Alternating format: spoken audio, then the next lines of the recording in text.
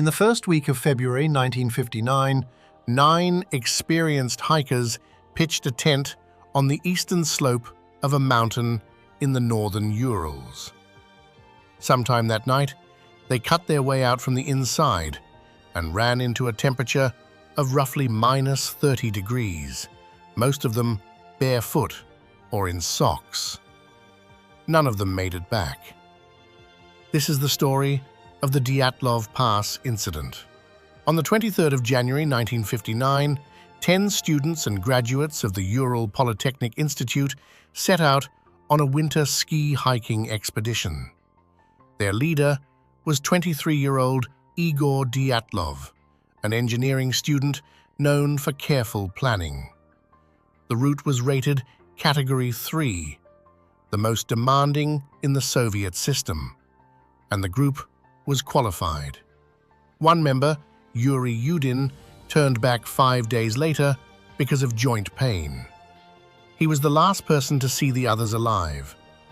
On the 1st of February, the remaining 9 pitched their tent partway up the eastern slope of Coldwar, a name the local Mansi people use to mean dead mountain.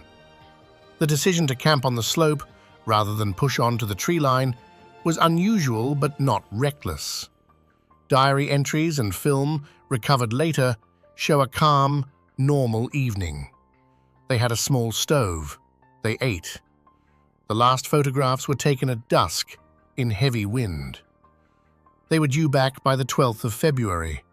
When they failed to send word, friends and family pressed for a search.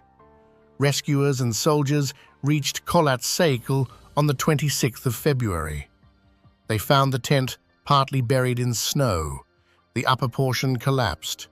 Cuts in the canvas had been made from the inside. Footprints in socks and bare feet led downslope toward the trees, roughly 1.5 kilometers away.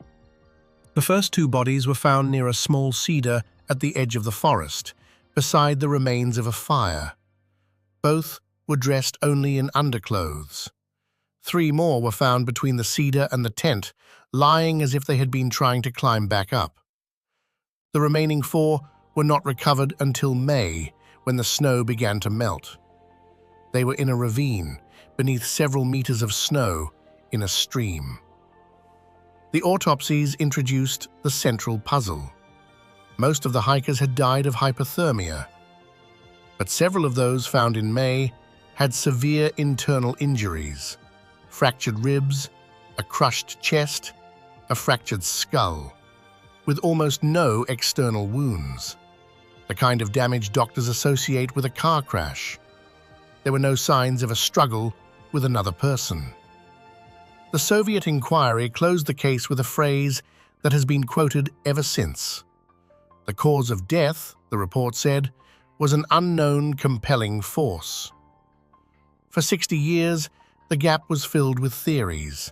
Some pointed to a Soviet missile test, citing trace radiation found on a small number of garments, although one of the hikers had worked at a nuclear facility, which is the simplest explanation. Others proposed infrasound from wind shear, a panic-inducing low frequency that could have driven them from the tent. Soft tissue missing from the 4 found in May, eyes, a tongue, parts of the face, fed darker rumors, although the standard forensic explanation is decomposition, scavenging, and 3 months in a stream. In 2020, the Russian Prosecutor General's office reopened the case and concluded that an avalanche in low visibility had forced the group out of the tent. A 2021 peer-reviewed study by 2 snow scientists, Alexander Puzrin and Johann Gom, modeled how a small, delayed slab avalanche on a locally steeper section of slope could explain both the chest injuries and the 9-hour gap between when the tent was pitched and when something happened. In January 2022, a follow-up expedition observed 2 new slab avalanches at almost the same spot, under similar weather. It is the best explanation we have.